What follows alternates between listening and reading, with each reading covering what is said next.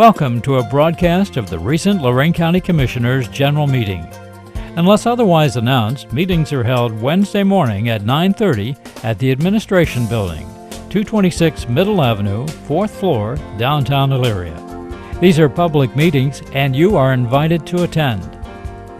Agendas are posted prior to the meeting at www.loraincounty.us. Click on Departments to see the Commissioners page, then click on View Agenda.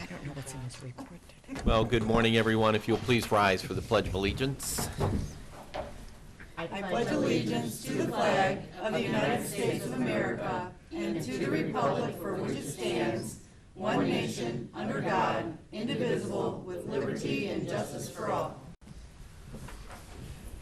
And good morning. This is the Board of Commissioners meeting for July 30th, already the last day, or July 31st, the last day in July. Where did the month go? Where does the time go? Our inspirational word: you must make allowances for each other's faults and forgive the person who offends you. Remember, the Lord forgave you, so you must forgive others. Okay. We have our dog this morning. You need the mic? He's so pretty. Ovulated today, huh? Good morning. This is kennel number 31. 6-month-old female found in Lorain is available for adoption now. She's in kennel number 31. We have 23 other dogs in the kennel, so we picked up 12 or 13 in one day, so do need some help. Thanks. Thank Wow. you. Thank you. 12 or 13 in one day. Yeah.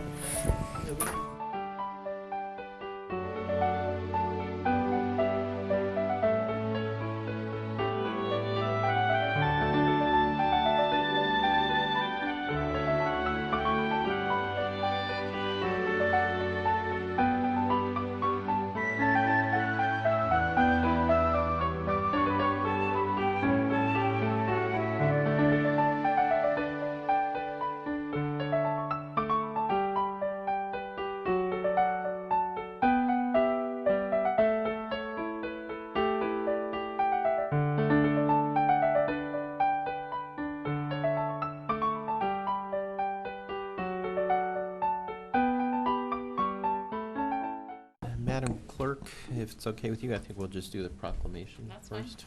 Proclaim the month of August as Child Support Enforcement Agency Awareness Month. I'd like to come forward. We have a proclamation for you. It's Rula. Yeah. Hi, You'll just, Rula. Hi there. Hi, Rula. You'll just introduce yourself to the audience at home. Thank you, Commissioners, for having me here today. I'm Rula Raphael, the Administrator of the Child Support Enforcement Agency, and thank you for proclaiming August as Child Support Awareness Month. The last 12 months have been a year of many changes that the agency and its staff have undergone. We appreciate all of the training opportunities that the Commissioners have graciously allowed us to attend, and we have diligently prepared, planned, and executed very well all of the changes in the law in the world of child support that we went through this year, as well as state rollouts that went statewide to all county agencies. Our staff did very well. For the first time in the last 12 months, we were recognized for our higher achievement, most improved, superior performance in both collection of child support for our county as well as the establishment of support.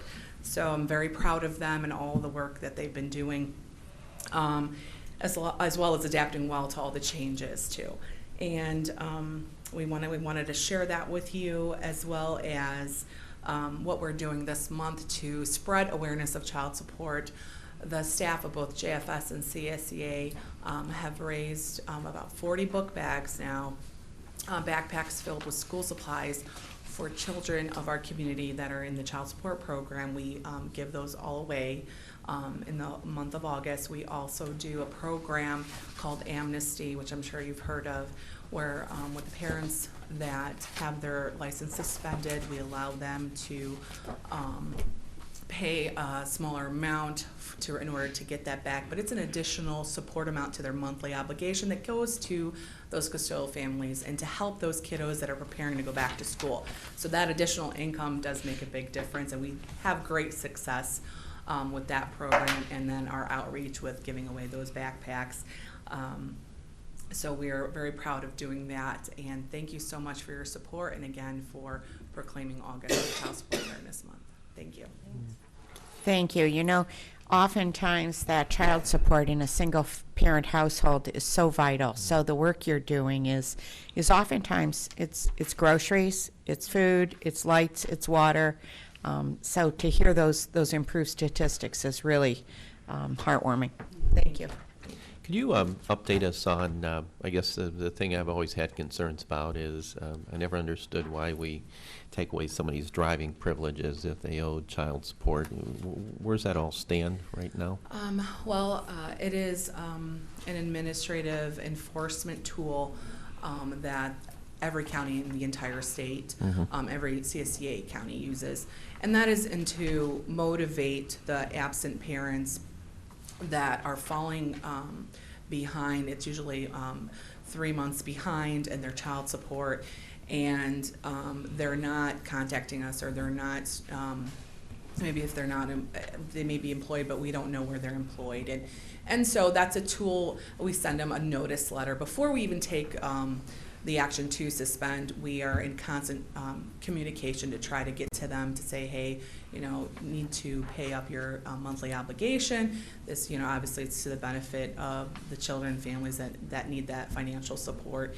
And so, and then it comes to, you know, down if we have to end up doing a suspension, we do, but we also give them the opportunity.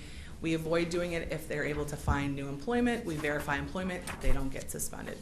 If they are ultimately suspended, we give them a chance to redeem that back to get it reinstated by paying 2 months worth of child support. And then again, there's a delay process before we'd ever even look at doing that again for them.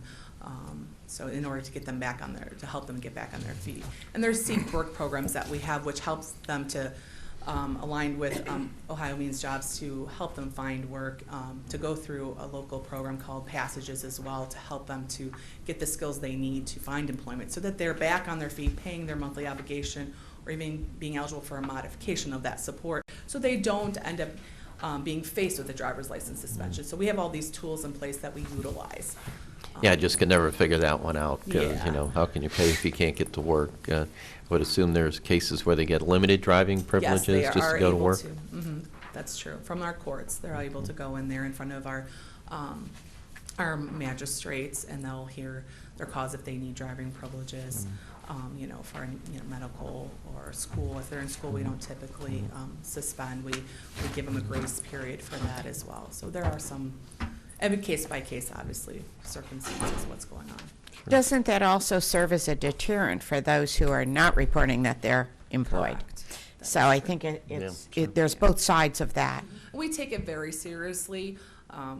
You know, we're not just like flipping a switch or anything like that. There's many steps, internal policies that are followed, and that the staff are held to make sure, because that is, you know, obviously, a very powerful deterrent, and we don't take it lightly. Mm-hmm.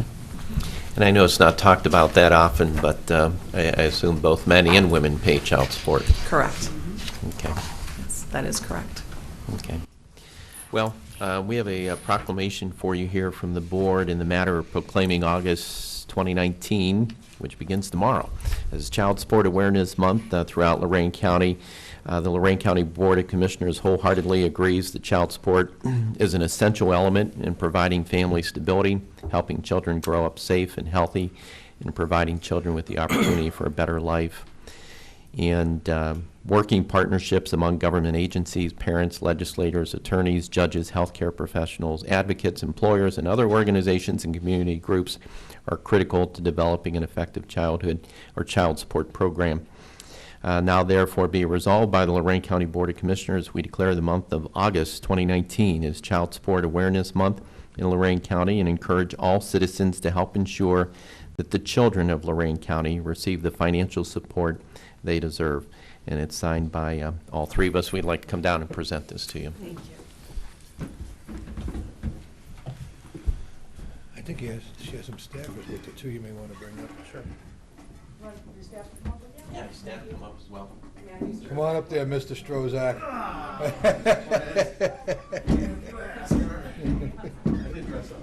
How you doing, Matt? How you doing? Good work. Thanks.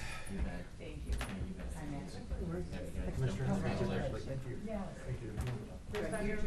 Oh, yeah, there's a better. You've seen our we're friends on Facebook. It's awesome. We should mention to the unincorporated. Thank you. Congratulations. Thank you for your good work. Thank you, Jen. Your daughter's a little mini. Does Jim know this? Is this a little mini? I very rarely ever knew that. No? Yeah. Okay. Are you being sarcastic? You should mention. No? Really? Yeah. She's so cute. She's shy. I waved at her earlier and she ducked. She's shy. So this is for the resolution? That's the contract. Yeah, okay. Ready? Madam Clerk, resolutions? Under Resolutions Number 1, Investments. So move. Second. Discussion. Mr. Lundy, Aye. Ms. Kowski? Aye. Ms. Sweda? Aye. Appropriations. So move. Second. Discussion. Mr. Lundy, Aye. Ms. Kowski? Aye. Ms. Sweda? Aye. Transfers. So move. Second. Discussion. Mr. Lundy, Aye. Ms. Kowski? Aye. Ms. Sweda? Aye. No advances, no repayments, requisitions. So move. Second. Discussion. Mr. Lundy, Aye. Ms. Kowski? Aye. Ms. Sweda? Aye. Travel. So move. Second. Discussion. Mr. Lundy, Aye. Ms. Kowski? Aye. Ms. Sweda? Aye. Bills. So move. Second. Discussion. Mr. Lundy, Aye. Ms. Kowski? Aye. Ms. Sweda? Aye. Authorize various personnel actions as contained on the summary sheet for employees within jurisdiction of Lorain County Commissioners. County Administrator Jim Cortez, good morning. Good morning, Commissioner. I do have a few personnel items, potential hires at 911 at the bridge, and maybe at the collection center I'd like to talk with the board about. Also preparing for labor negotiations. I have an update on purchase of real estate, one pending legal matter, and possibly a discussion on sale of real estate. All those topics allowable under the Sunshine Act for executive session discussion. So that's at the conclusion of our regular board meeting today. We go into executive session and we discuss those matters that I've outlined. Thank you. Approve and waive the reading in the minutes of July 17th and 24th. So move. Second. Discussion. Mr. Lundy, Aye. Ms. Kowski? Aye. Ms. Sweda? Aye. Employ legal counsel to provide legal services for the board in addition to prosecuting attorney in accordance with the Ohio Revised Code 305.13B and 309.09C. So move. Second. Discussion. Mr. Lundy, Aye. Ms. Kowski? Aye. Ms. Sweda? Aye. Airport, enter an agreement with Richland Engineering Limited to furnish construction administration services for ODOT funded taxiway A and B lighting improvements. Construction administration services are eligible for reimbursement from ODOT and 95% state share and 5% local share. The fee for such services shall not exceed $59,095. So move. Second. Discussion. Mr. Lundy, Aye. Ms. Kowski? Aye. Ms. Sweda? Aye. Under Job and Family, enter an agreement with Boys and Girls Club of Lorain County, Lorain, to execute a school clothing, shoe, and jacket program for eligible low-income, effective July 25th through September 27, 2019, and will not exceed $918,454.62. So move. Second. Discussion. That's what we talked to you about. And I will be working on that to see if I can accelerate it. We had some partial information late yesterday. I had some out of the office meetings right after that, so I'll be dealing with it. There's some concern that maybe the clothing will be delivered a little bit later than the school year beginning. I don't know much about it. It's a great program. It started a couple years back. It definitely is good for the community and the children. And I will say that some of these funds previously have been the funds that we were sending to other communities to ensure that they weren't returned to the state and the federal government. You remember last year we moved less of them over to Cuyahoga and various agencies, and so I want to make sure the program continues. But I'll see what the time frames are, and and see if I can address that concern. But it was, the inquiry was a little soft that we had. So give me some time and I'll get back to you with some answers on that. Hopefully late today, no later than tomorrow. I'll be in touch with you on that. That's the right figure. It seems much higher than No, that's about what it was last year, Really? too. Mhm. Okay. About- I thought that was lower last year. It was right in the $900 to $1 million range. Okay. And I think for clarity for everyone, we were just hoping that we would be able to do those deliveries of those items prior to school start. So that's what we're looking into. Well, the contract this year is a leverage contract. So through the Boys and Girls Club, and I may be able to address some of those concerns during that wonderful pizza break we always take. Just can't wait. So I think we'll get some clarity pretty quick. Well, even Great. starting July 25th, we're already 6 days late, you know? Yeah. We got a week, it's gone already. Well, if you'd like to meet every day, we can move faster. Sure, why not? Yeah, do one thing a day, right? So, Thank you. We have Thank you. 100+ meetings. I don't know. Yeah, yeah. Mr. Lundy. Aye. Ms. Kowski. Aye. Ms. Sweda. Aye. Workforce, approve and enter a data sharing and confidentiality agreement with ODJFS retroactive July 1st, 2019 through June 30th, 2021. This will be used to access outcomes for participants who are served through Ohio Means Jobs, Lorain County. So move. Second? Discussion. Mr. Lundy. Aye. Ms. Kowski. Aye. Ms. Sweda. Aye. Common Pleas, approve a grant agreement in the amount of $1,375,180 with the Ohio Department Rehab and Correction Division of Parole and Community Services, Bureau of Community Sanctions, Targeted Community Alternatives to Prison TCAP grant. So move. Second? Discussion. Now, this is for 2 years, correct? This is not a yearly allocation? Yes, and we had some carryover funds from TCAP. Been working with Sherry Clouser. She just came in. It's a good partnership. It's good for the adult probation department, the jail, everybody involved. It's been well managed by the courts here. The collaboration is strong. There was some money set aside to work with us that hasn't been utilized for possibly some drug addiction services. They are providing some funds already for drug addiction services, because this is for alternative sentencing. As folks probably are not aware out there, TCAP funds are used because we can no longer send our F5 convictions to the state prisons. We're in that grouping. So if they are incarcerated, we have to pay per incarceration for that. If Sherry wants to add something to that, I know she's here. I don't know if I've done enough justice to it, but if you want to add something. But it's been running pretty well. Right. Well, last year, we were automatically a part of TCAP because of the size of our county, but going forward, it's completely voluntary, so. Hi, good morning. Good morning. I'm Sherry Clouser. I'm the court administrator for Common Pleas. Commissioner Kokoski, you are correct. Initially, we were automatically put into that as we are in the top 10 counties in size for the state. Our county was kind of ahead of the game, though, because our judges were very proactive and were already diverting a lot of those low-level felonies from going to prison. So it was a bonus for us. Right. And then Don't tell the state that. They knew it. They already told us that when they did it initially.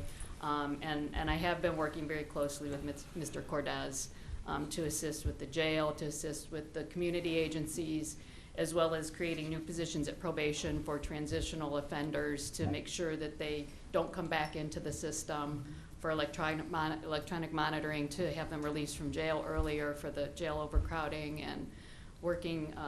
We've provided some money to the jail as well so they could get a jail case manager position created. So we've really been trying to do some outside of the box type ideas with the monies. So, and it's been great working with the county, so thank you. Yeah, thank you. Excellent, thank Doing you. a great job. When do we have to have it down there, signed and down there, the application? I believe it was mid-August. I Yeah, did send that So over. we have a little time Yeah. still. Mhm. While we have you captive, have we gotten any update on the parole issue with the? We have actually. We had a phone call Monday with Cynthia Mauser from the ODRC, And the counties that receive supplemental services, which we are one of them, we currently have our own probation department, and we receive supplemental services from ODRC. Those counties will be going forward, and we will be taking over all of their cases that are probation, judicial release, starting in either January or February. Is that still around 1,200 cases? No, it is actually around 800 cases. Well, that's a little better news. Yeah, a little bit better news. The first installment on that grant should be coming in August. Do we know how much we're getting to offset our costs? They are allotting us, they're considering that we need 12 positions at $75,000 per position. That does not obviously cover 12 whole positions with benefits. Right.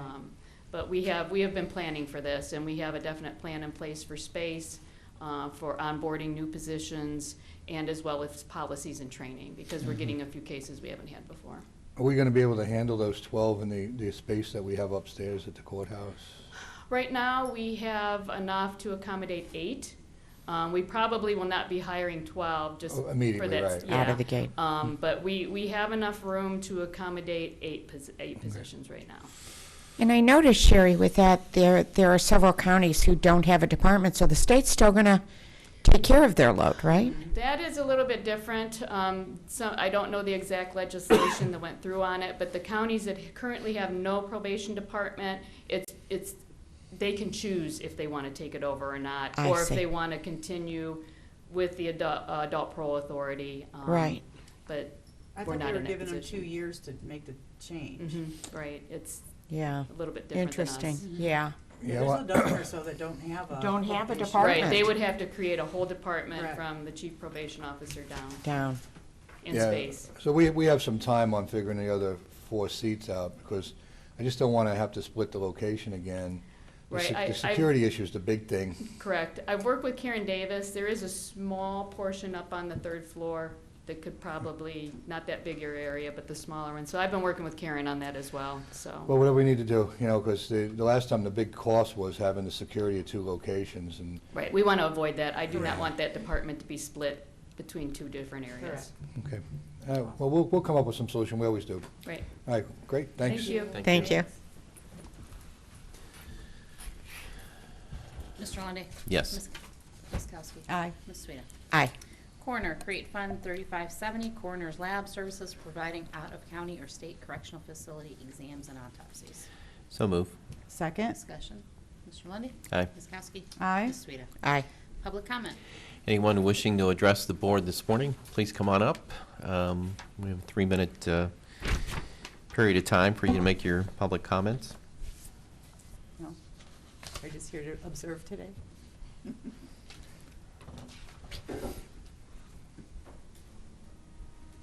Good morning. Good morning. Theresa Shay, 519 East Avenue, Elyria. To commissioners, elected and appointed officials, and audience, solutions to the lack of transportation and its effects on this county and its populace are many-layered. We have NOACA, ODOT, cities, MOVE, all focusing on one part or more. No one layer can help the other if there is a deficit. Puzzle pieces, layers, clockworks, all analogies for what is. Buses and trains is my focus, and my focus in layers. Once you, as a county, truly dedicate yourselves to them, you will see all of Lorain County prosper.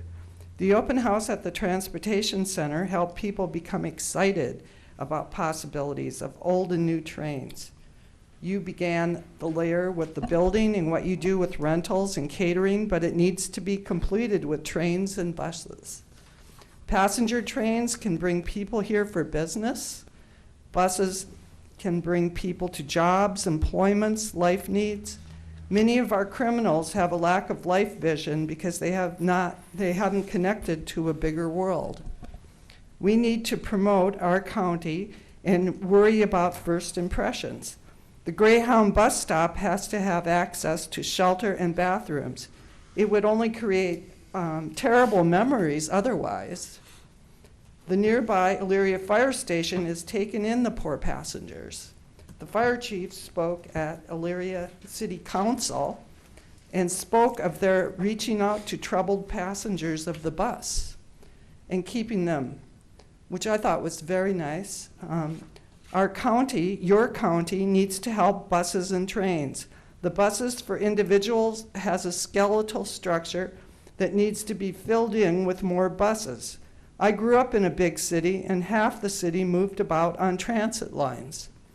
Our county has smaller buses, and they are nice, a good start. We need more. You have money from the sales tax you have been collecting for years. Time to use it for buses and trains in Lorain County. Any questions? It was just a public comment period, so we appreciate Oh, your you comment can't give and your me feedback. questions? Oh, okay. Yeah, But thank I you. don't like them at the end, though. Ah, Okay. well, thank you. Thank you, though. Okay. Anyone else wishing to address the board under public comment? Seeing none, Madam Clerk. Mr. Cordez? Thank you, Madam Clerk. A couple of things this morning, Commissioners. I have quite a few things, I guess. First, I want to request a resolution for the set of public hearing to begin the probably painful process of establishing a county building department in the unincorporated area of Lorain County. Several years back, we had a what I would call a collaborative, voluntarily used building department.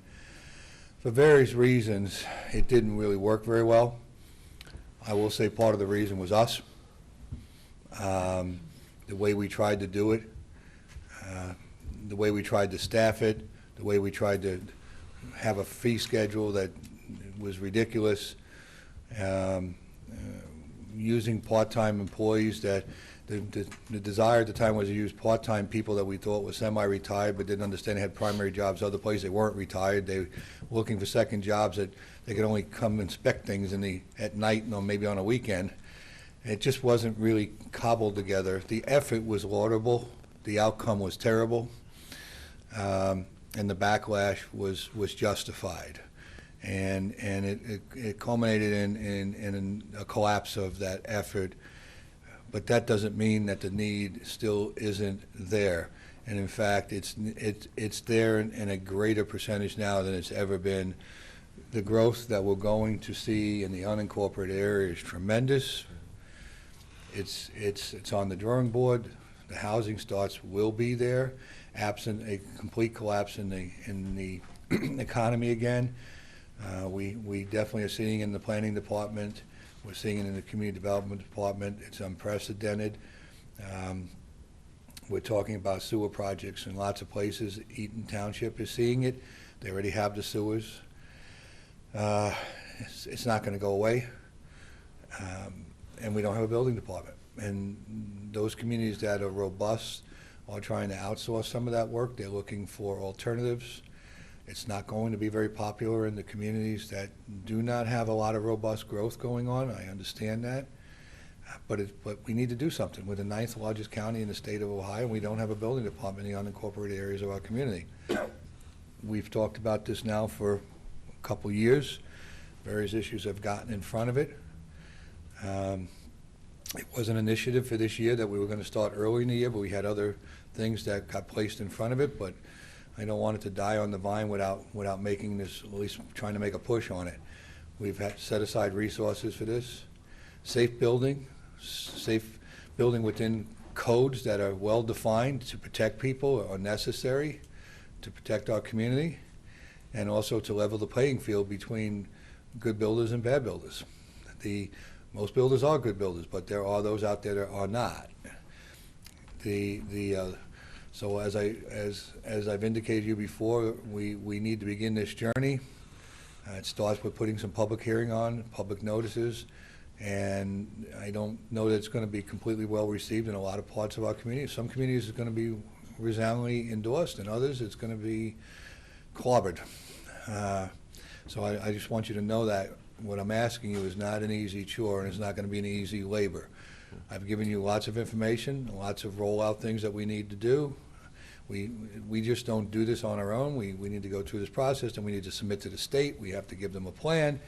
I've given you a staffing plan. I've given you many pieces and parts of the puzzle that we'll be demonstrating through these public hearings. So this isn't, I just woke up this morning, walked in and said, hey, I want to put a building department together. It wasn't that easy. I've been working with Mr. Romanchek and his people for some time. I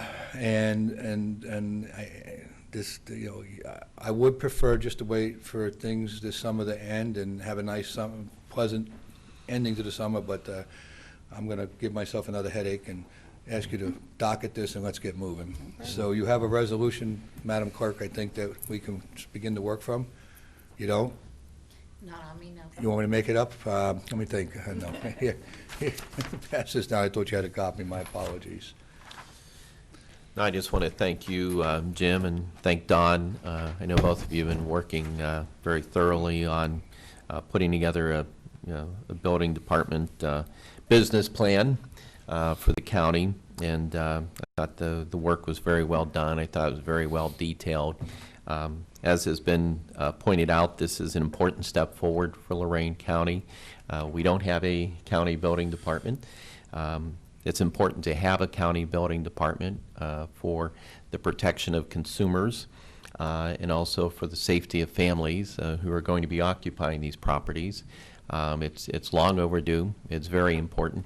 This county is experiencing a tremendous growth, especially in some of the unincorporated areas. And I hope that even though there will be some pushback in some areas, I hope that people understand that the ultimate purpose of this is for quality workmanship and, most importantly, safety for families who occupy these homes. Well, if I can add to that, my background is real estate, construction, and development, and I've seen the fallout and the problems that can arise years later when a property or a dwelling place hasn't been held to regular standards. Resale situation, homeowners face excessive cost to bring it up to standard, and now the dwelling's older. I've seen situations where they had inadequate foundations. I've seen problems because just from the ground up, from the footers, the foundations, the basements, those types of problems that occur in the construction phase. And there are a lot of good builders, but there are a lot of sloppy or shoddy workmen out there. We have the situation of home improvement companies out there that take advantage of homeowners.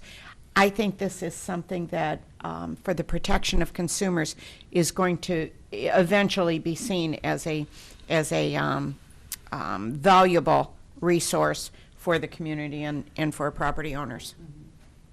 I too was in the real estate business. My ex-husband was and his family were builders, and so I too seen the fallout. And I like what you said. It levels the playing field for good, solid people doing work and those that are not so good or solid. So yeah, it's definitely protection for our community. So it's going to be a long road, but we'll get it done. We're going to take it slow. We're not going to just dive right in and hire a bunch of people. And we have we have a ramp plan, and as I told you, it'll take upwards of 3 years as we move into this. It won't take 3 years to put the department together, right. But the staffing models, the revenue models, as you know, I've been here long enough with most of you. I'm an incrementalist. I don't take one giant leap for mankind. I take one footstep.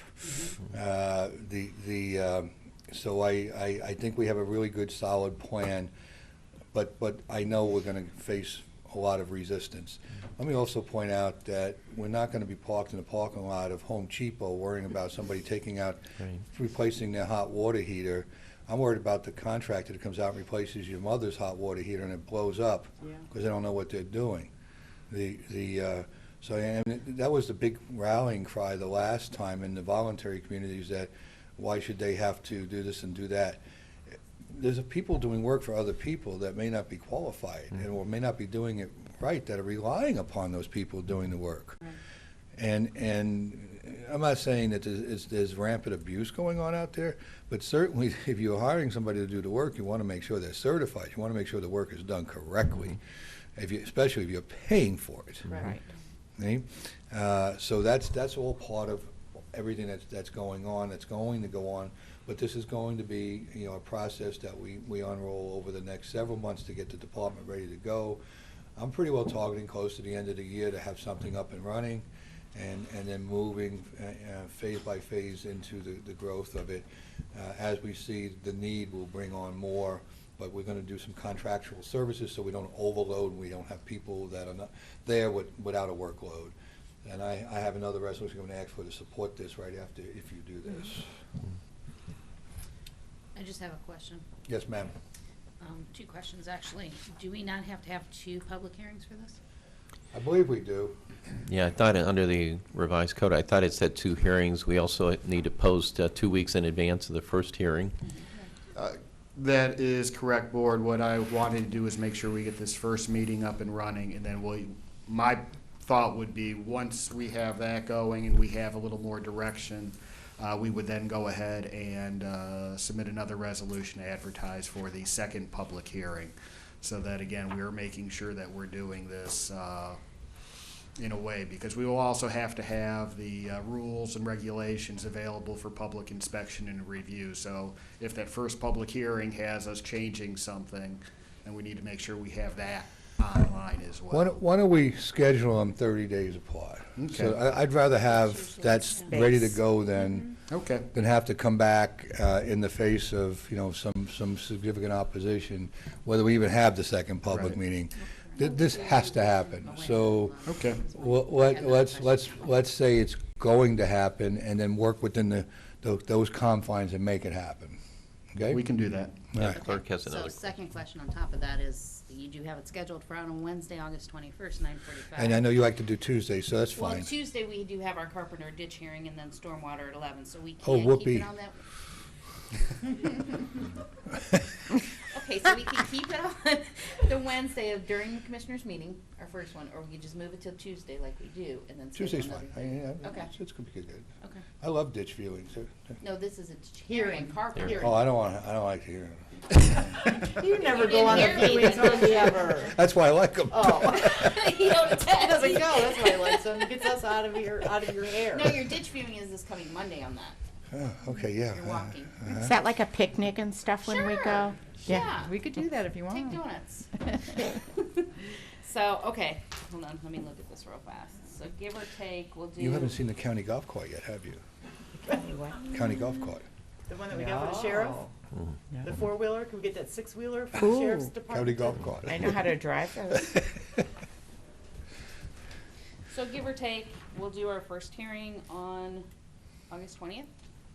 At, give or take, carpenter ditch, I'm thinking maybe an hour. Then we got I stormwater mean, at stormwater, 11. we're gonna have to move Oh, we are? a little bit up later. Yeah, and that's movable. That's not So, big deal.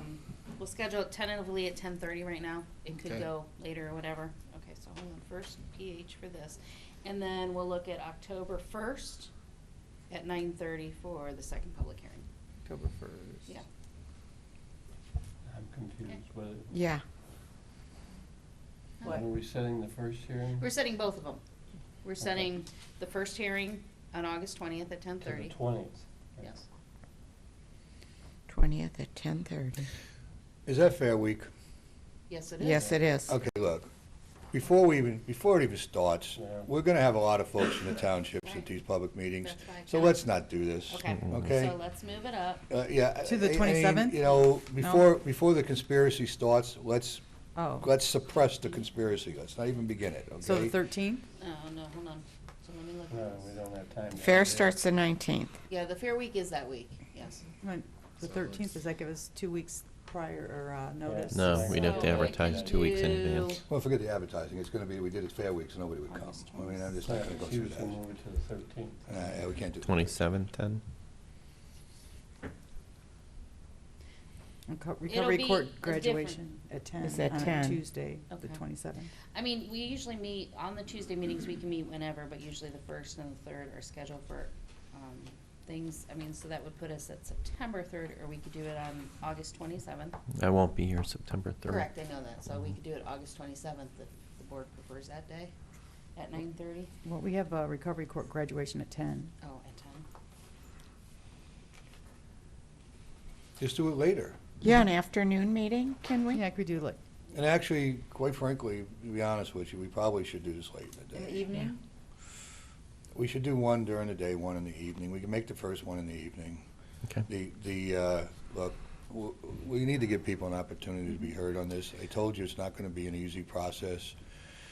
Okay. There will be supporters, but there'll be plenty of resistance. August 27th, you want to At do 5 PM, 6 PM? 5:30. 5:30. Okay. You got that, Tony? And then we're gonna do, what did I say before, October 1st? So that's not till, well, let's just go scheduled as October 1st still, at 9:30 for the second public hearing. Okay. That gives us plenty of time in between, Yep. and then, That's enough time for it. That's We good. need edits, we'll get the edits done. If we need, we can move that Right. meeting, push it if we need to push. Okay. And then okay, we'll. we all good for that? I like defined timeframes that we're using as, milestones to get things done. Then we'll work on the public notice. Could you Needs repeat gone. it? Well, the public Good notice work. is just gonna, I mean, my public notices are just usually a public hearing on these days. Okay, because I thought the revised code said it had to be in a paper circulation, had to appear twice or at least once on the Well, so- website Yeah, and once in the We want to do it in the paper. rural, urban Right. too. Right. So it'll appear actually basically August 13th, August 20th, and we can actually put another one out sometime in September if we wanted to, because our next public hearing is not till. So Jerry, August 27th at 5:30? 5:30? Yes, and then October 1st at 9:30. Thank you. You're welcome. That gives us a broad spectrum of possibility for people to come in. I like that. Mhm. So we're adopting the resolution that you passed to the clerk this Okay. morning. Would you like to make that motion? Yes, I'd like to make the motion to adopt the resolution so we can begin the process of establishing the county building department. I'll second. Any further discussion? Mr. Lundy. Aye. Ms. Kowski? Aye. Ms. Sweda? Aye. Jerry, you have did you give Jerry the, Yeah. you have the one for The contract? CT? Yeah. I'm saying that we don't have do you want a termination date? We'll just put a 30-day in Yeah, it. just put Okay. something saying the commissioners. Okay, yeah. Commissioners, I'm also going to ask, and we did an RFP, and we've selected CT consultants to work with us. We'll just add a 30-day cancellation to this to help us work through this process. We are not experts in building departments. The information we gave you in the prepared was the collateral materials that we needed, but we're asking for a little bit of outside help to assist us moving through as we start to ramp up, and that recommendation came from the Community Development Department. Don, you may want to just chime in a little bit with CT Consultancy. Look at that nice proposal. Yeah. After reaching out to about 5, 6 different companies, some that specialize solely within operating building departments, as well as some local firms that had capabilities that have supplied support. Some didn't have an interest, some did not reply, some just didn't seem to provide a level of service that I could recommend to the Board of Commissioners. So CT was very interested in working with us. They have the personnel in place. They've done, they've done projects in the county and they're familiar with us. They are not involved on the residential side at all for like home design or whatnot, so they have no conflicts. And they also have an approach that was very much like ours in that they want to work with us. They don't want to dominate the process. They're here to support us.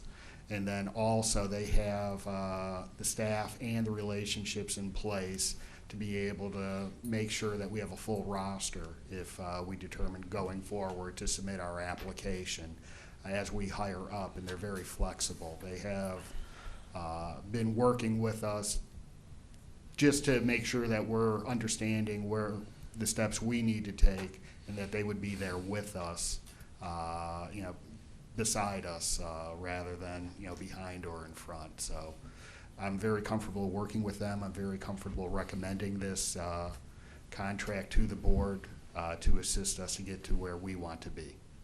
Thank you. Thank you. And yeah, thanks for all your work again on this, and Jim. It's I liked the presentation, how you laid everything out, and very, very thorough. Thank you. I don't think you'll be thanking us at the end of the year, but No, that's. probably not. Yeah, we'll be using your name in vain, but yeah. Okay. Would you like to make a motion? Make the motion to retain CT consultants for services to help us with the structuring and launch of our county building department. I'll second. Any further discussion? Mr. Lundy, Aye. Ms. Kowski? Aye. Ms. Sweda? Aye. Thank you very much. Okay. Thank you, Don. Okay, we're on our way. We are. Put your seatbelt on. Yeah, again. If it was easy, everybody'd be doing it. That's right. Okay, might as well bring it from here. Let's talk about the crime lab. Okay. I see we got it back. I want to thank the auditor's office for an extraordinary turnaround. I didn't know it was going to be sitting here. I thought we'd be dealing with it next week, but we might as well pounce on it today. What do you think? I asked her if I could get it by Thank you. tomorrow or I this appreciate their morning. efforts. I really do. They're very busy down there, so getting information in a couple of days is nice. As you know, we've had a lot of things that we wanted to work on early in the year that got pushed aside. One of those was what to do with the crime lab. It's becoming more and more important. I've been trying to find more and more roles for it with the different programming around the county. The latest one being the fingerprinting of the youth with domestic relations in all the police departments in Lorain County that we took on that role. Integrating it into the fabric of what's being done has been an important element of utilization, and making it universally a resource for everybody has been a goal that I've been trying to achieve for a couple of years, and it's getting better and better. And making it's something that returns good value to not just one specific area, but the whole community. I met with Elizabeth yesterday, and we had quite a chat over what we're doing and what needs to be done. And I'm very pleased with where we're going. But that said, we've known for a while that the money that received, the small amount of revenue, is not sufficient to continue the crime lab forward, and hasn't been for some time. We have made small initiatives to the community for a levy to support the lab. Those things were initially very positively received, but then we had some negative campaigning to defeat those things a few years back, and really brought some hard looks from a negative side that wasn't really accurate depiction of what the lab's role was in the community, and we haven't been able to lift past that. I mean, we haven't done an axe for the lab in some time. I think we need to once again relook at whether we're going to continue forward, how to continue forward, and what the ask should be for the lab, because we need these services, and it's a critical time to be partnering and be able to produce these services and be able to give more for the people that need what the lab is doing. So, with that, we have two proposals for the levy.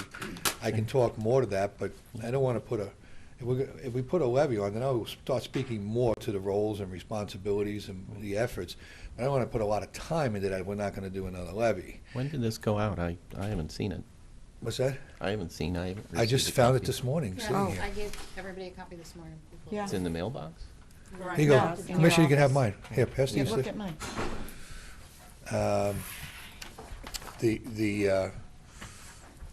And we can obviously put it on, we can talk about it next week. I just found it sitting here, so I thought that we were going to go on it. This is what the revenue is raised. Casey, did you figure, we talked yesterday, did you figure out what the burn is right now? Why don't you come on up? I was going through the budget yesterday. We're really working on piecemealing things together with relationships and employees and monitors, and because there's certain requirements, and then you got to have male monitors, female monitors, and when somebody's on vacation, it's trying to get people in, and cover certain things because, of the sensitivities, and so it's been a challenge. And then I was going over the budget yesterday, so, my concern was, what the burn rate is. I guess I call it a burn rate, but with the negative coefficient, so to speak. And where are we at?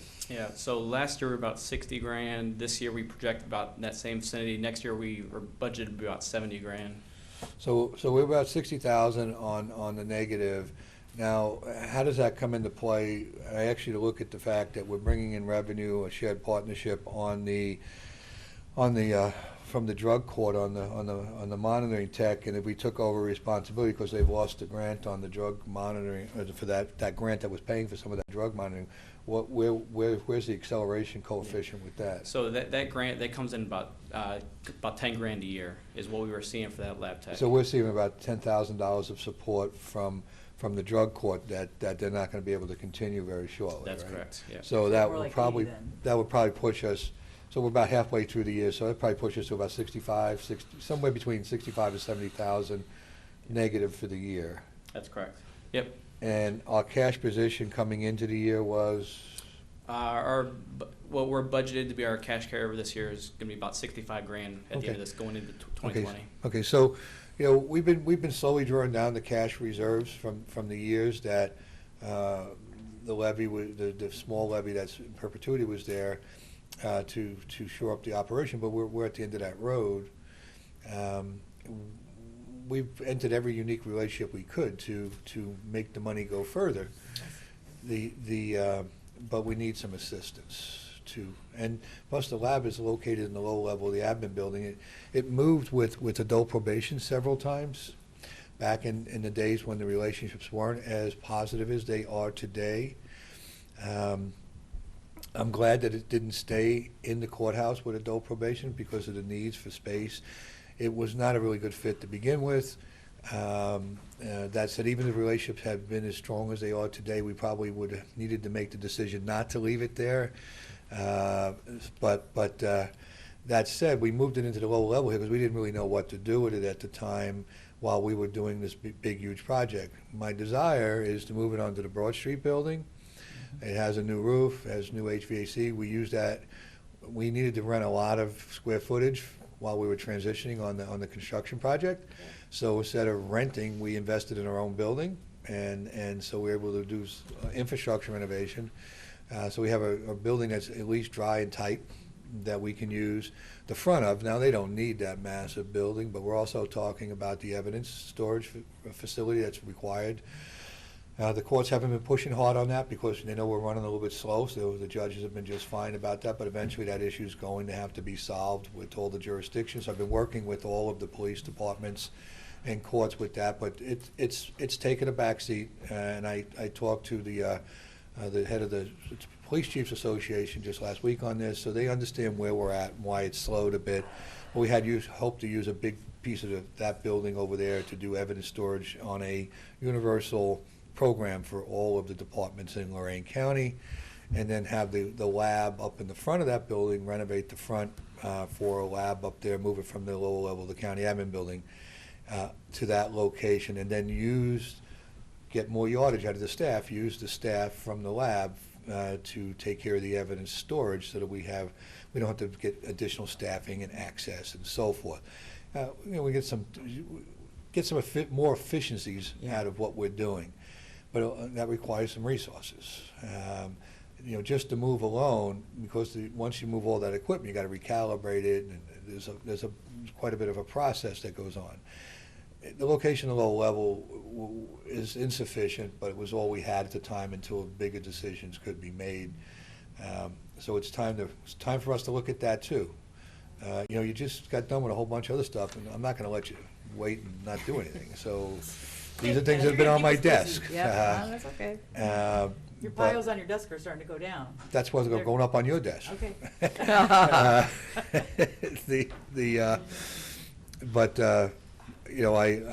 That's my dialogue for you, Commissioners. So it's in front of you. Yeah. You have two amounts here. Which one are you recommending, the .08 or the .04? Well, I don't actually know. It depends on what you want. It depends on how long you want it. It depends on what you desire in the community is. There's a lot more testing we can be doing. There's a lot more services we can be producing. Clearly, to do it right, we can borrow. So some of the money from either one I can get there with either one. One would probably move us more closely in a cash position over time to get there. One would do some borrowing to get there. The lower one would do that. And so it's how you feel. Especially in the times that we're in right now with all the drug epidemic that we're in, I think we need to probably go with the .08 and make sure we do this right, not have to borrow. I'd rather try to stay in a cash position if we can. Yeah, I mean, we're certainly in an epidemic here, and, you know, I gotta tell you, when these crimes happen, when people die, people want answers. And Crime Lab plays a very important part in helping with our investigations, and if you haven't heard it already, I hope it will be something that you take seriously, is that I'm told that when our drug enforcement people go to national conferences, Lorain County seems to pop up on the screen for some new drug or something that's out there that hasn't been seen in other places. And you know, for us to be able to make arrests, also things need to be tested so they can make sure it's not just something that's I don't know, a fake drug, I guess, or a phony drug out there, that it really is the real deal, so that they can then go forward and make the arrest. So the Crime Lab helps out significantly with taking the bad people off the streets and getting answers for the families who are grieving because they've lost loved ones, and it plays a very critical role. I think what this board's always tried to do is we want to make sure we do things the right way. We don't want to piecemeal it, because this is an epidemic. You can't put a Band-Aid on an epidemic. You have to make sure you do things the right way. So I'd be more inclined to support the .08. Have we done a breakdown what this would be for a $100,000? I only found this here. Yeah, they're in your office. Okay. That's what I need to see on Times here. 1,000 divided by 35 something and blah, blah, blah. We can come up with it. There's a little formula. There is, and it's in my office, but I used to know how to do those. Okay. I think it was, it comes out to 8 cents, something.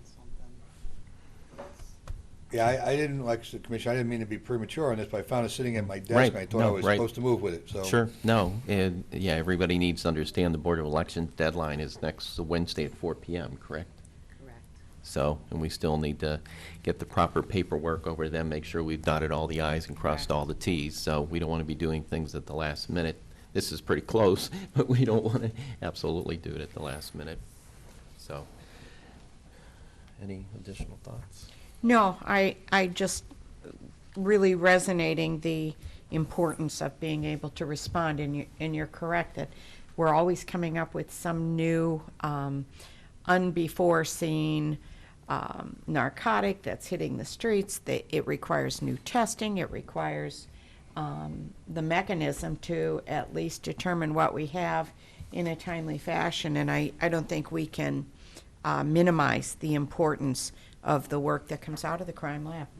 Well, why Lorain County comes up is because we're a SOS community, the surge of synthetics, and also the HIDTA community, the high-intensity drug trafficking area. So Lorain County does come up on the map when we're talking about drugs, because we have those designations, not good designations, but they also bring in some resources, outside resources from the FBI and things like that. But so we're in the middle of something huge here, and I don't want to play Well, around. We need to do the maximum. These Well, are not the small maximum, but the numbers. higher These are numbers. small numbers by comparison to what it cost us if we aren't combating the epidemic and bringing down some of those numbers of the where the fallout is and where it really costs the community. Yeah, the more we can address the epidemic, hopefully we can get people back to their families and back to working again, and get the bad guys off the streets, and also hopefully reduce the burglaries and the break-ins that are taking Right. place, or the robberies that are taking place, because people, they need their money for the next fix. Well, turnaround's quick. We support the frontline people. Right. We support the justice system as best we can with the minimum resources we have. We need better resources. I'm only asking you because we're out of money.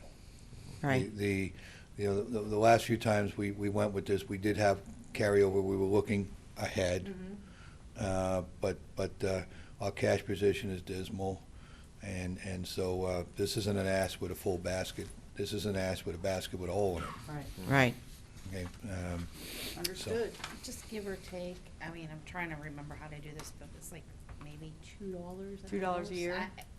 Don't quote Per- me on it, but I'm Per just. 100,000 in value of Yeah. property. I'm thinking that's when we did the transit levy, it was gonna But raise don't about. quote me, I that. just kind of. I can't give you an accurate I number on can that, give it to Commissioner, you I'm sorry. when I Okay. get my calculation, but. I do plan on having a presentation within the next couple of weeks. You know, I approached you real quick with this. We all had quick conversations here and there, a lot of hallway conversations because the deadlines were looming. Right. We cleared a lot of stuff off our docket in the last few months, and so this was something that was sitting in the stack to get to.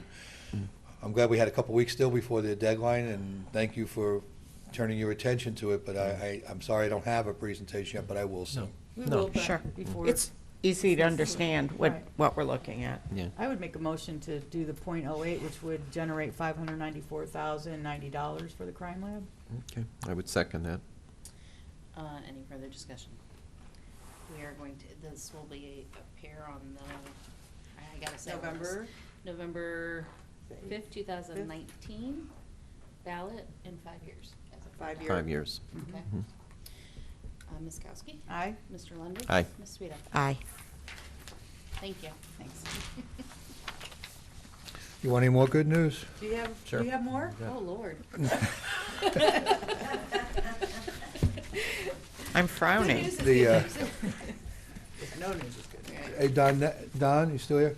You don't need to come up. Next week, I want to do I just went through the report on the stream restoration over on Clinton Avenue. And we got some nice pictures. Oh, it's beautiful. Oh, It is it beautiful. I is. want to do a PowerPoint presentation, maybe next week or the week after. Get some of that out. And then I want to get a report on how we're doing keeping people out of back there and whether we need some additional help back there before it gets, I know we had some issues. But I think it's really worth showing the public the transformation of that area back there. I was very impressed with the aerials and Yeah. the things that they gave us in the final report. So can we do that, Sue? That'd be great, thanks. The other thing is I don't normally comment on public comment, but I want to comment on Greyhound Bus. Greyhound Bus is a private company, and I have repeatedly, over decades, tried to get Greyhound Bus to live up to their responsibilities to their riders. They don't want to. They don't want to pay for anything. They pay $100 a month for a bus slip, to use the bus slip. And it costs us more than $100 a month just to clean up after the people that wait for the Greyhound bus. You heard that correctly, $100. $100, and they reluctantly pay that.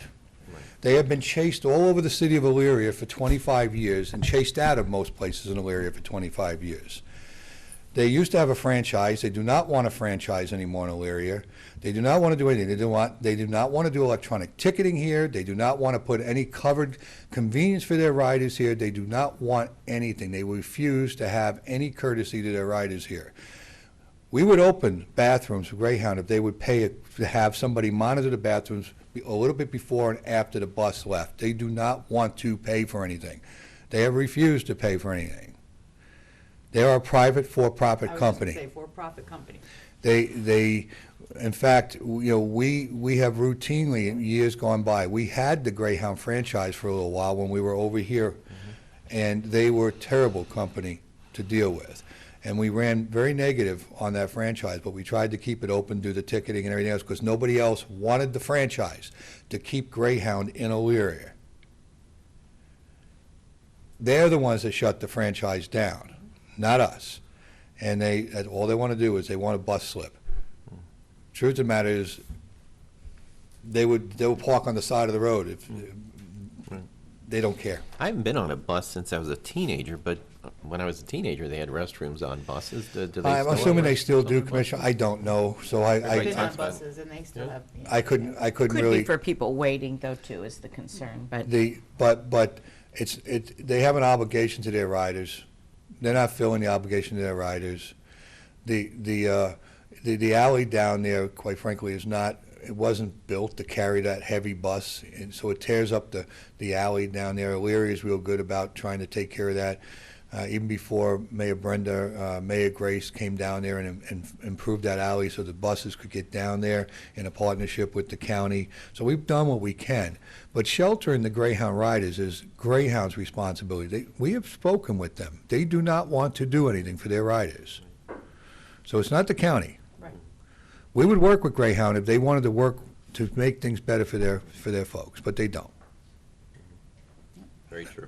That's the conclusion of what I have to say about Greyhound, before I get That's all angry you've got about to it. say about that. That's true. And he did ride the bus, though. Forrest Gump did ride the And bus. we've already put to bed the train issue, Yeah. so. It's greatly unfortunate that Norfolk Southern required us to do things Yep. that legally we could not provide. Right. And yes, the funding was cobbled together to complete that project. It took 3 years to cobble that money together, and they placed a barrier in front of us so significant that we could not leap over it. No matter how Herculean the task was, we could not do it. Yep. And that was greatly unfortunate, but they found a way to prevent us from doing it. Yeah, so it's not due to a lack of effort or caring or any of those things. It's the realities of the partners or people we've tried to partner with stepping up to the plate. Norfolk Southern can spin any tale they want. Right. They can tell any tale they want. They can reinvent history any way they want. They're trying to. They can position themselves any way they want. The fact of the matter is they kept searching for a way to prevent the project, and they found it. Yep. We went out to bid. We bid the job in We ordered anticipation. supplies. We ordered material. We had almost $11 million lined up and cobbled together. Does it sound like we didn't want the project? You, We bid it. We were ready to award bids. we had a They project finally figured it manager. out. By the way, go look at the bridge next to the fire station. Go look at it. Go look at the condition of it, the one that they wanted us to rebuild for them. Go look at it. That's just one of the many issues. That was a derailment of like 25 years ago, I think, and they still haven't fixed it, so. And Frustrating, I know. it's frustrating when people put out information that's not factual, not truthful. Thank you. Thank you. Mr. Ennis. I do have two matters of pending court action to discuss with you in executive session. Okay. Commissioners report. Well, Thursday, I want to congratulate Jack Bradley for a successful campaign kickoff at Scorchers. Great wings. They always have great wings. Got to see two of my dad's secretaries at Jack Bradley. I don't know how they know Jack, but it was really good to see them. Mr. Cortez, I want to bring you up to date on the indigent defense. For 2020, it looks like we're going to be between 70 and 75% reimbursement. You owe me lunch. Nope. 2021, between 90 and 95%. What is it? If we get there in 2032, you're going to wait? I mean, how long do I get my We're sandwich? going to be starving by Yeah, then. Couple other things, the internet sales tax is going into effect immediately. Vendors with over $100,000 in sales or 200 transactions a year are required to submit the sales tax, and they're anticipating about 51 million. Isn't that which- incredible? Yeah. but- Once it's at full ramp, Yeah, so that's good. But there are a couple of decreases coming in the future, which is not good news.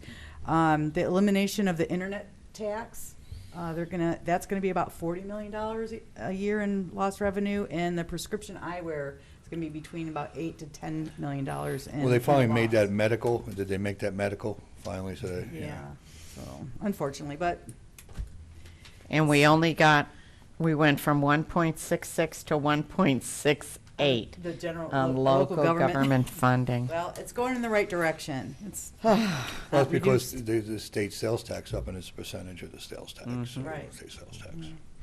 So Saturday, I want to talk about the Lorain County Dog Kennel event, which it was a huge success, put on by our great volunteers that go above and beyond for our dog kennel all the time.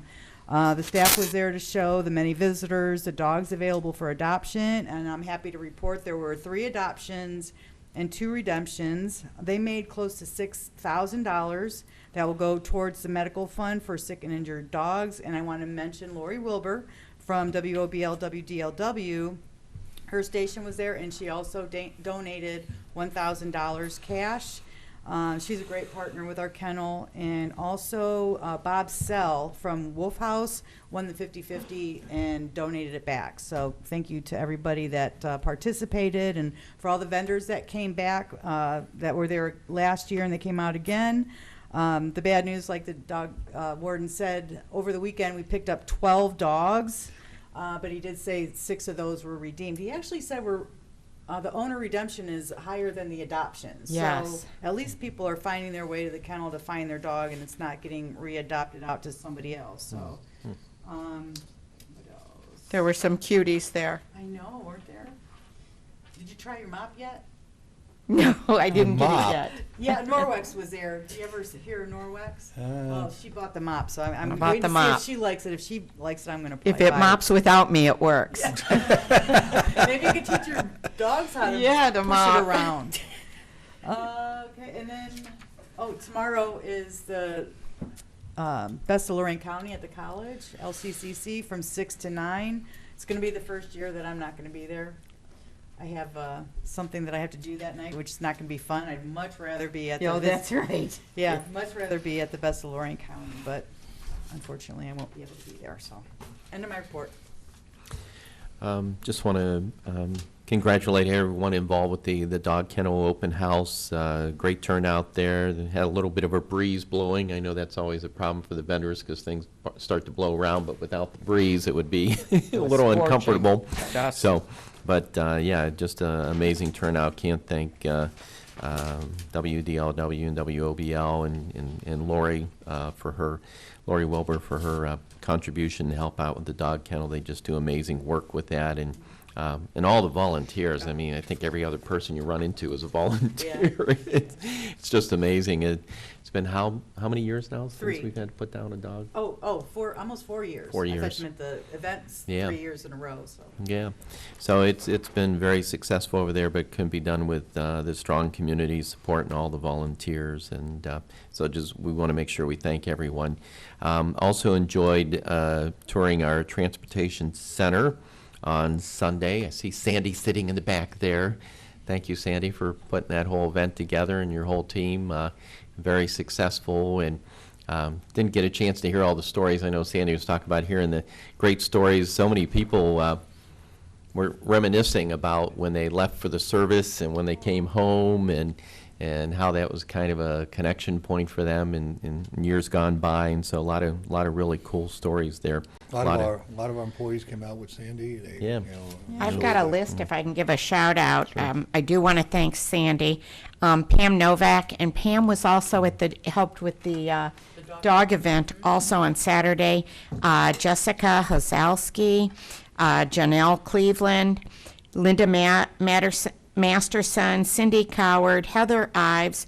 From our help desk, we had Latanya, our custodians, our maintenance team with Karen, and Ernie from IT, all helped to make that transportation day such a success. And I really appreciate when it's on a Sunday and they're giving their time and energy from their weekend to go do that. And it was great. Finger foods, tours, they had, the trolley was running, so it was, I think everyone who was there really walked away with something. So thanks to all of you. They were still lining up at the end of the event to get trolley rides out in the parking lot. So it was pretty nifty when I was there, and I saw the line waiting to get on the trolley. So that was pretty neat. Did anybody go to the historic home garden show, or did they? Oh, good.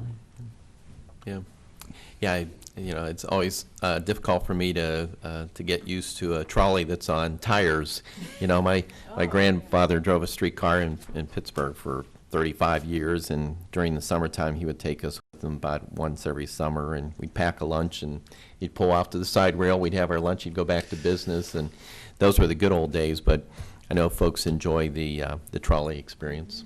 Can I comment on that transportation center for a moment? Sure. I don't want to hijack your report, but No, go right ahead. We are all hijacking his report. It bears discussion because we've been criticized for that center because of transportation issues.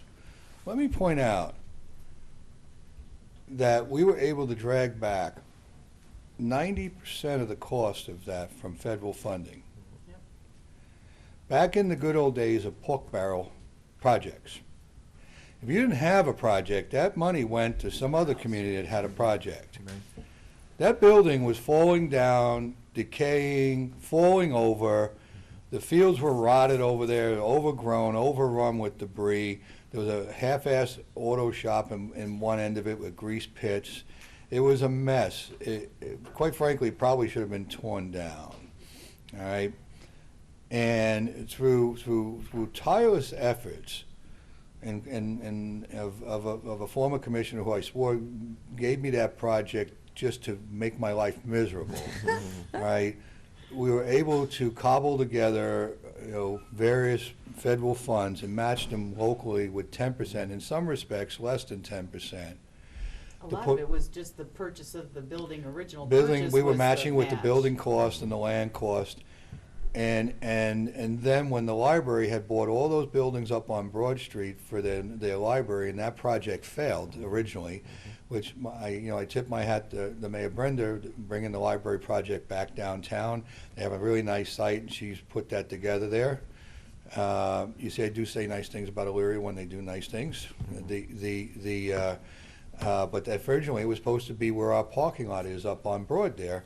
And that project fell apart. We bailed them out of that land over there and bought that land from them to put those parking lots up there with federal matching dollars. We put those parking lots in. They weren't originally part of the transportation center in the back. So in order to get them out of that mess they bought their way into 20 years ago, I went to the Fed and said, we need additional parking to support this center. Can I get additional dollars and put in more parking lots? And we received federal money for those parking lots and purchased that land from the city and used it. We purchased the land and used it against federal dollars for the whole project. Yeah. I mean, so Time and time again, we used that. there's about 10% county money in that whole build over there. And it's fabulous. And we got some ODOT money that brought that 10% down in some respects. Back then, we weren't getting turnpike credits, toll credits. If we had been getting some of those in those days, we probably could have reduced that cost even further. But people look at that, and we've been criticized because it's not being used really as a transportation hub. But I will tell you, you had to find federal projects back in the 2000s and the 90s. Right. Or that money went to another community that found a project like that to do, and your community got nothing. That's right. Now, they don't really do earmarks anymore, although they're sneaking back in here and there. And the state's doing it too with what do they call it now? Capital projects. So the state's budget back bill. at it in December Sure. with their little projects. And Sure. I'm sure the federal government's going to get back into it. That you see now, they're not calling them earmarks, but they're set-asides and things like that.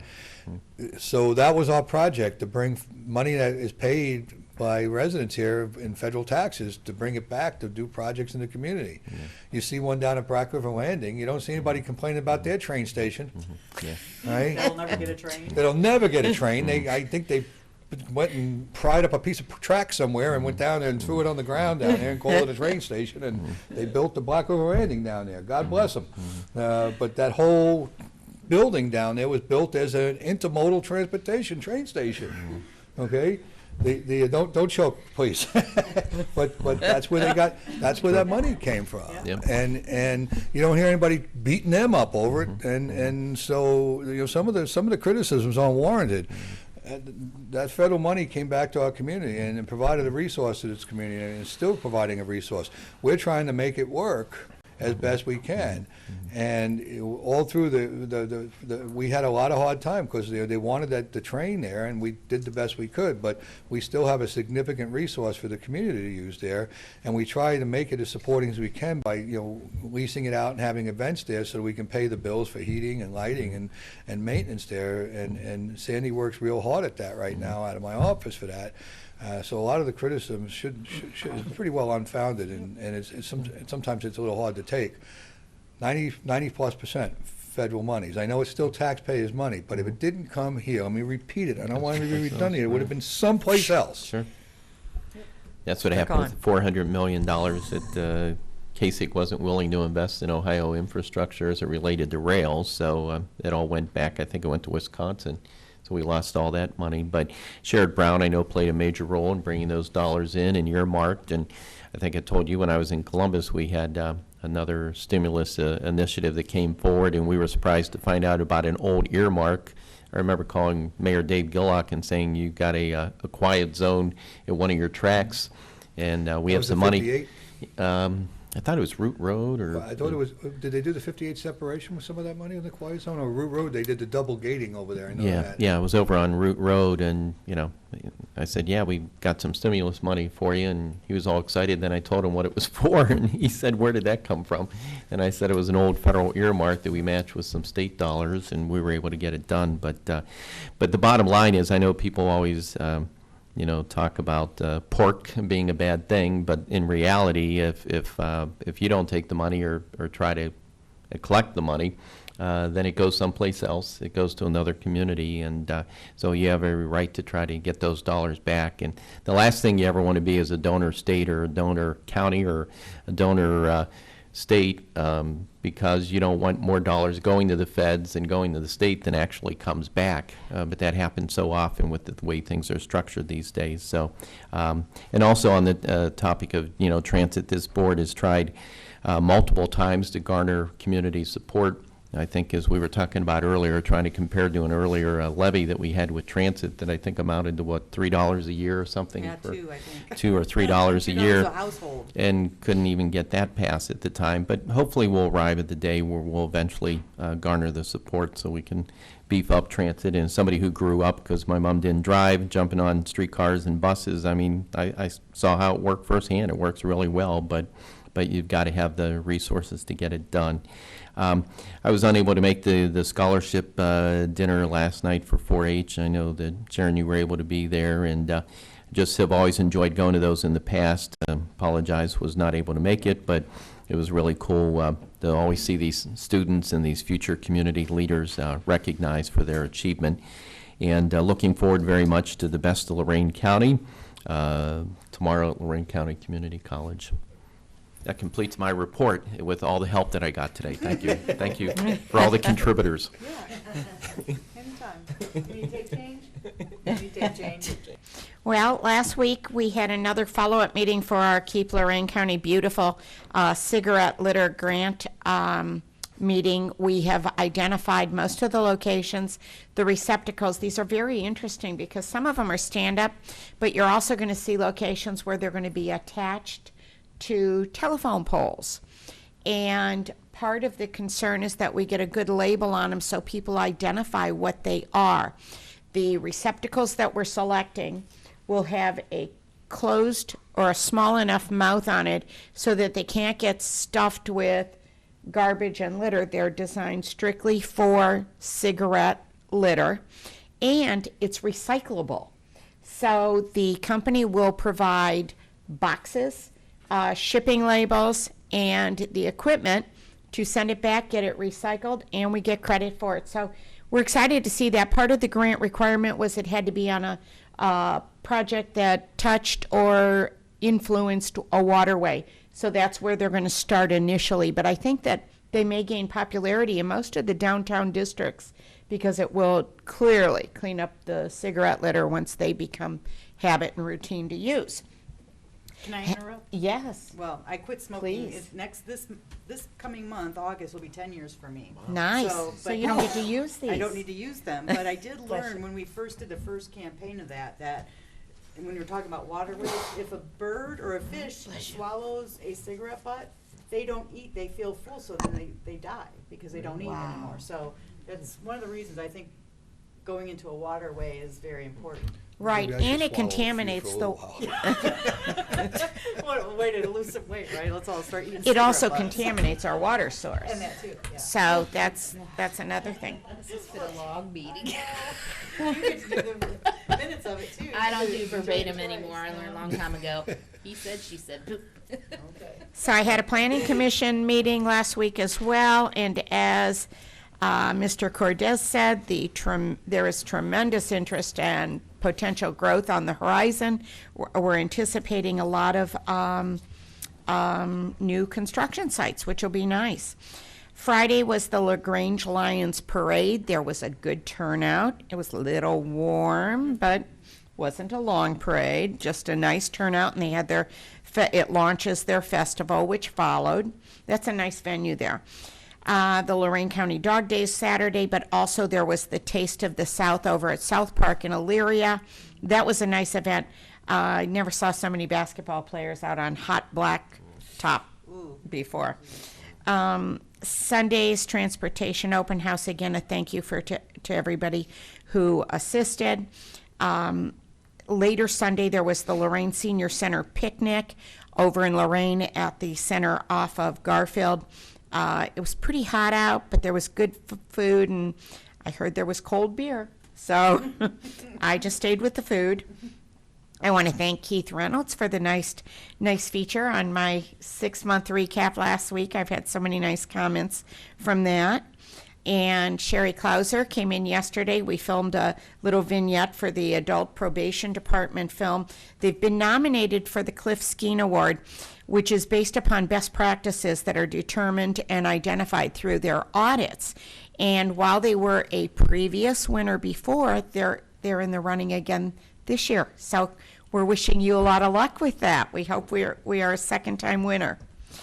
I want to mention that the bike shop that was opened in the Ron Nabokowski building that's being used by the youth in Lorain there, they're doing the repairs. They're learning how to work on bikes. It is open. Nominal fee to take a bicycle there for a repair, and it's keeping those youngsters busy as well as productive. Last evening was the 4-H scholarship night. And they awarded thousands of dollars to the deserving seniors and grads last night.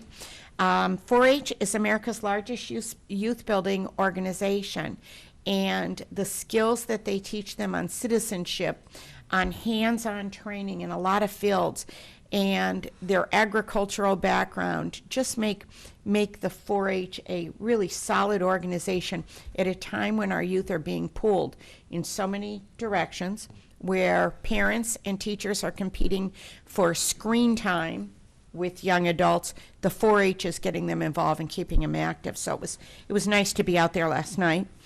For consumers, the Ohio Attorney General has a search feature now on their website to determine if there are pending lawsuits against vendors.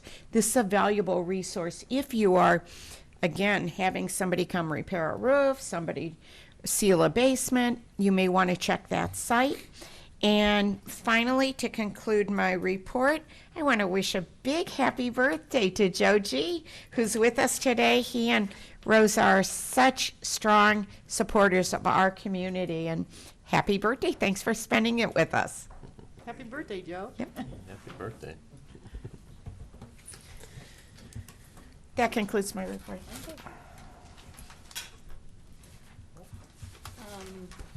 I did forget to put under my report, not that y'all care, but Monday you have your viewing for Grafton. Can't wait. Ditch in Eaton Township at 9:30.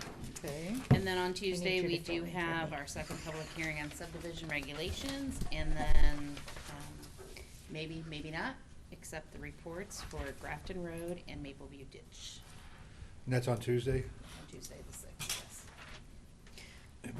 Did we get any precursor on the report from Mapleview yet? Field trip. My first field trip. Oh, wear boots. Yeah, we have nothing at this point. Board correspondence, I would move that the reading be waived. Second. discussion. Mr. Lundy, Aye. Ms. Kowski. Aye. Ms. Sweda. Aye. Okay, seeing no other business at this time, I would move that we go into executive session for the reasons stated by the county administrator and the assistant county prosecutor. Second? Mr. Lundy, Aye. Ms. Kowski. Aye. Ms. Sweda. Aye. This has been a broadcast of the recent Lorain County Commissioners' General Meeting. Unless otherwise announced, meetings are held Wednesday morning at 9:30 at the Administration Building, 226 Middle Avenue, 4th floor, downtown Elyria. These are public meetings, and you are invited to attend. Agendas are posted prior to the meeting at www.loraincounty.us. Click on Departments to see the Commissioners page, then click on View Agenda for a printable copy of the agenda.